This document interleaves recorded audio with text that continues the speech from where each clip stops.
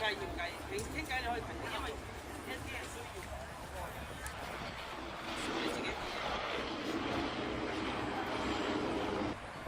知道我試下㗎，我未試過啊。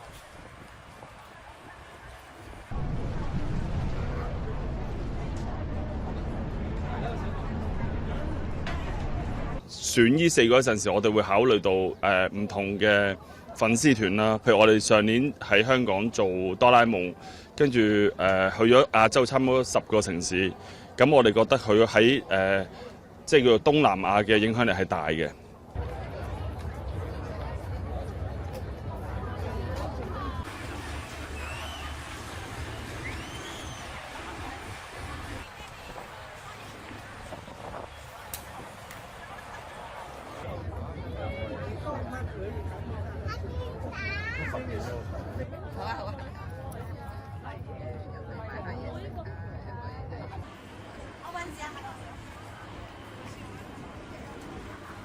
我諗幾方面嘅，市民嚟講係好難得見到呢個咁嘅大聯盟嘅感覺嘅。我覺得好多人就話第一次見到張叫 KV 啦，都好 surprise。我都聽到好多人話你點樣可以將即係我哋公司點可以將咁多唔同嘅 IP 串埋一齊咯？呢樣嘢。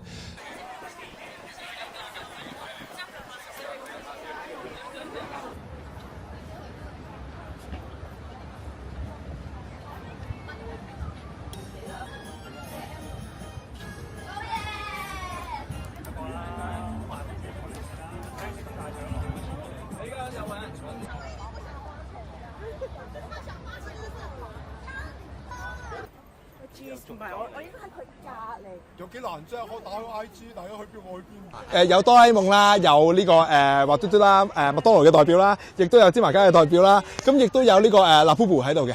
咁啊，所以就呢4個喺度浮住嘅時候，我覺得幾過癮。加埋咧，佢有一隻大嘅黃鴨咧，咁我諗翻起以前我畫黃鴨嘅經歷，所以我就畫埋喺度咯。